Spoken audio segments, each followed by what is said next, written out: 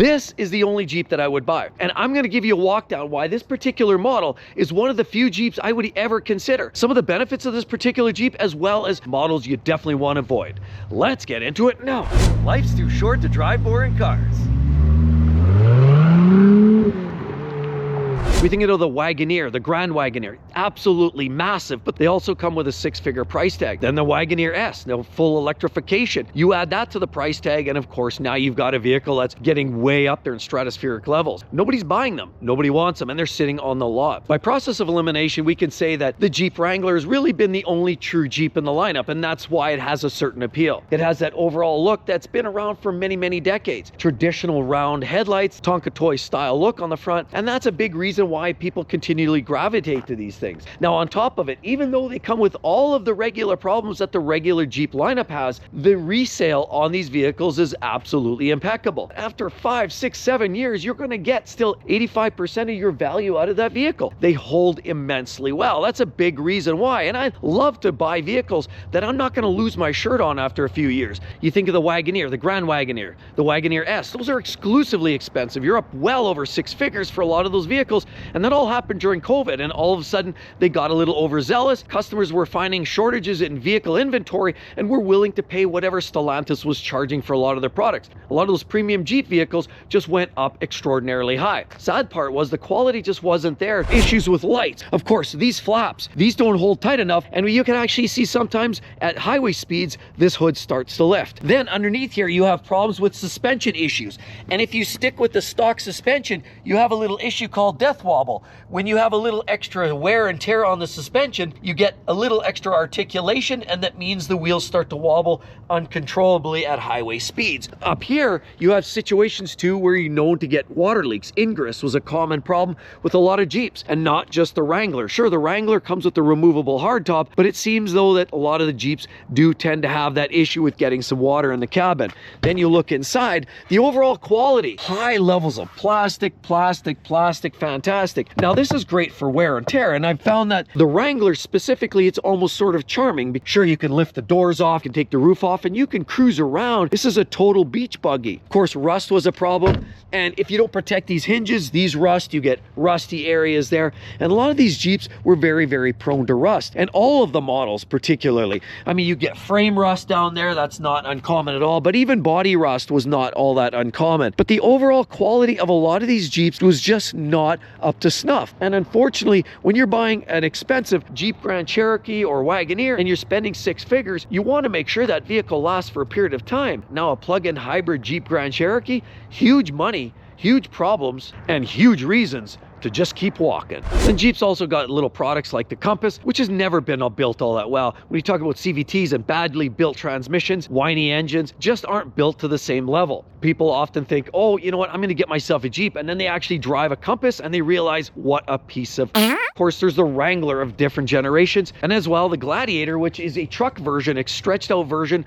of the Wrangler. And of course, they came out recently with the Recon. With the previous CEO, Carlos Tavares, had these grandiose ideas that he was going to start delivering and transitioning Jeep as a brand to a pure electrified future. Many people said, what do I do? Go off-roading and then plug it into a tree? It just didn't seem practical. Just like the Wagoneer S, nobody's buying them because nobody's buying electric vehicles. The federal incentives, both in Canada and US, have gone away, and now people are just not interested. We know when you include Stellantis and electrical problems like they had with the Tipum, you're in for quite a load of surprises. And unfortunately, those kind of surprises I'm not interested in, because there's a latest recall that includes a Wrangler 4xe, which is the plug-in hybrid version of this, as well as the 4xe Jeep Grand Cherokee. They both share a similar drivetrain, and unfortunately, they both have a major problem with their engines. There's a recall of about 113,000 Wranglers and Jeep Grand Cherokees for engine issues related to sand, residual product material in the engines that could lead to catastrophic engine failures. It looks to be related primarily to the 4xe versions, the 2-liter turbocharged 4-cylinder combined with the hybrid electric drive. This on the backs, of course, of other recalls. There was recent recall with the batteries. Park outside warning for owners of Jeep Grand Cherokees, of course, with the plug-in hybrid. There was an over-the-air update where it actually literally bricked the vehicles. Now, fortunately, Stellantis retracted, made a real quick change. If you had to have a problem fixed like that, they would sort it out in short order, and they were responsive in a way that they've never seen in the industry before. There seems to be these new changes where Stellantis is now deciding to constantly put advertisements on the infotainment systems. Whatever happened to a basic, simple little Jeep that would run forever? I mean, think Willys, think TJ. Many years ago, I had a late 90s TJ. It had the wonderfully, absolutely the most impeccably, almost perfect engine, the 4-liter straight 6 engine, and I had it, it made it up to a manual gearbox. That was probably the most durable, reliable workhorse Jeep, and it was extremely common to find a lot of those TJs that would run 4, 5, 600,000 miles. That's when Jeep actually made a vehicle that was simple, effective, and reliable. The worst part is last year, Consumers Reports reported that they could not recommend any specific Jeep product anywhere. Stellantis was really trying to fast track. In my own personal opinion, it's pretty obvious the quality shift that we've seen in a lot of the product line. Even as a matter of fact, the JL version, now this is the JK, of course the newer version, the JL, there's been a well-known documented issue with rust, bubbles, just bubbles forming underneath the paint. Now some say the dealers, the manufacturers will replace that or paint it for you, or maybe change a hood that's bubbling, but at the end of the day, a lot of those JLs were actually well known for bubbling paint. I've seen them myself. Now, a big part of the problem with a lot of the Wranglers throughout the years has been their swapping of engines. Now, the latest generation we're hearing with these hybrids, 2-liter turbo engines with hybrid drivetrains, obviously they're having problems with the electric hybrid aspect and the batteries specifically. Before that, we think about the 4-liter and the TJ, and I already mentioned about how that was probably one of their best engines they've ever produced. Sadly, they followed that up right after with a 3.8-liter V6. In all their infinite wisdom, Jeep decided to take on a drivetrain that was failing in other manufacturers like Dodge. It was such a trash bag of an engine. Oil consumption, catastrophic engine failures, and it wasn't uncommon to hear of those 3.8-liter V6s dying after 40 or 50 or 60,000 miles. If you had a Wrangler of that generation of, say around 2012, 2011, that way or thereabouts, in the 3.8s, you were on borrowed time, my friend. You knew that it was going to be a world of hurt. Then a few years went by, there was thousands of recalls for airbags that could potentially fail or blow on you inadvertently. There was problems with fueling issues and topping up the fuel, spilling and puking all over the place. There was transmission issues, electrified problems. Recalls were the name of the game. And then all of a sudden that 3.8 came along, it just got downright ugly. It became a problem engine and nobody wanted. Then a few years later, somewhere around that 2014, they decided to introduce a Pentastar 3.6-liter V6. The 3.6, although it's not perfect, it had its own issues. It was a step in the right direction. Everybody was like this, finally deciding it's about time they got rid of that 3.8. Years later, they've toyed with the transmissions, toyed with the engine updates on these, and they've finally gotten things a little bit better. Unfortunately, there was a manual gearbox option in later generations of these that unfortunately had an issue too, and as far as I can tell, there's still an outstanding recall related to a throwout bearing.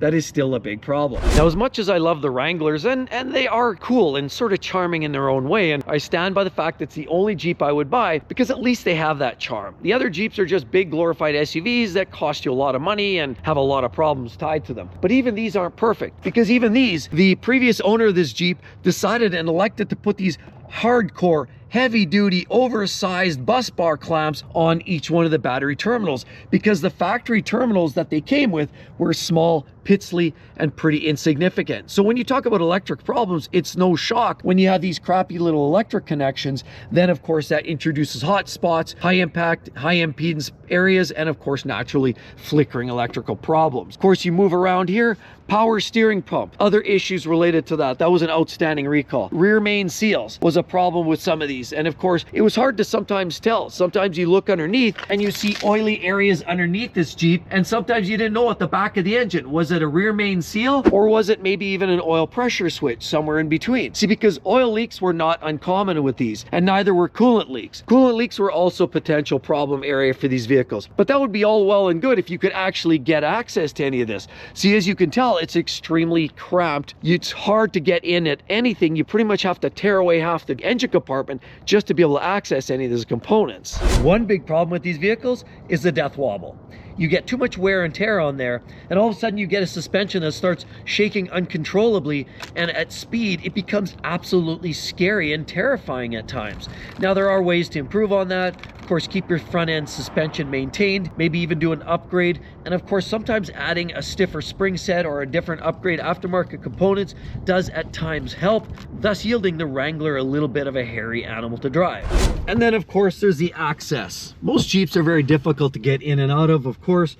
They're a bit of a lift. Now it's the charm, the climbing up in the Jeep, the rough ragged ride is a big reason why in fact this is a Jeep I love. Even though the Wrangler's quality is in line with almost every other one of their brands, at least you get the charm, the feel, the vibe. It feels like something more authentic Jeep. I mean, it's a Tonka toy. Where else can you buy a vehicle these days that makes you feel like a 15-year-old kid again? A Jeep is one of those vehicles that can still make you feel like a kid and be able to use it on your day-to-day transportation needs. The beauty is knowing the depreciation is not going to absolutely choke you out. See, that's an absolute win for me. Whenever I know I get into a vehicle, if I bought this thing new and I decided to sell it 5 years, maybe a couple years outside of warranty, I said it's enough is enough. I've got say maybe 50, 60,000 miles on it, time to sell it, and maybe I'll only lose $15,000 on a $60,000 Jeep. That's not a bad loss. You have a vehicle, you have lots of fun, you have the warranty for the majority of the period, you can get out of it without losing your shirt. You can't really say that about many of the other models. The Compass, if you look at the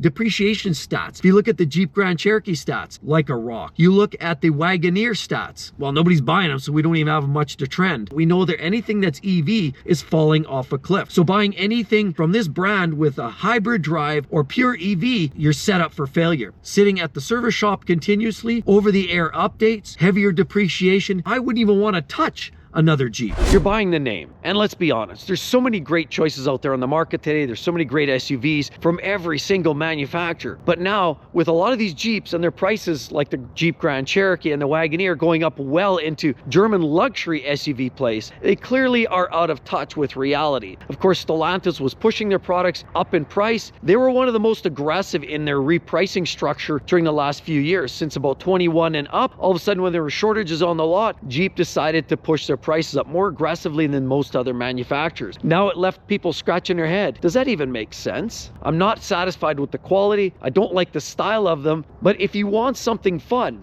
this is the only Jeep I would possibly buy. And the reason I say that is what we're dealing with is a JK. The JK is one of these models that still has a touch of old school. Stick with the V6 3.6 is a decent engine. It's not their best. The problem is the TJ back in the late 90s with that 4-liter, almost all of them are either wrecked, written off, or have 500,000 miles on them by now. Just go take a look at the classifieds and you'll see exactly what I mean. So unfortunately, if you could still find a low mile TJ, that's a win. If you're looking for a CJ, CJs are all rotted out. A lot of people put in the big V8s in those, and they can be fun, but they just don't last. They rust out and they just poor, old, and pretty much decrepit. The only Jeeps worth owning are, of course, if you're gonna spend the money, a 392, or get yourself a V6 Pentastar, which again isn't necessarily the best, but it's the best of this particular breed. If you can, go with a manual, but I believe there is still an open recall for a throwout bearing issue. The automatic transmissions aren't the worst. I get a little bit nervous when it comes to Dodge, Jeep, Chrysler products and automatic transmissions. With Jeeps, in my own personal opinion,